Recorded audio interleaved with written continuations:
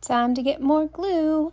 Went on a little outing and got my favorite tacky glue, and then I headed back and glued some things, like this little lantern that looks like a disco ball cowboy. Oh, I love it. I went back to working on the wall and discovered my next fun and interesting challenge, which was that this piece of wall didn't line up, which it has to because the front piece has to go on evenly.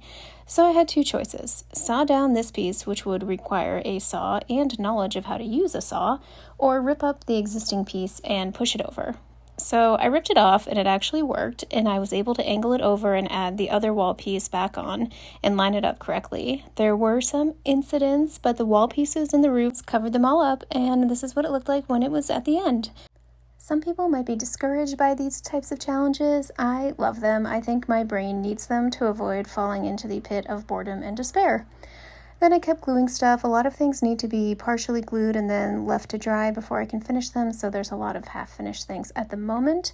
But I did get to make a few books, which involves cutting out a long strip of paper and then folding it and then putting just a little bit of glue on it.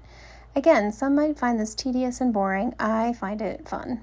This is what the little book looked like. It is so cute. Here's all of them together and also a pair of tweezers so you can see how tiny they actually are.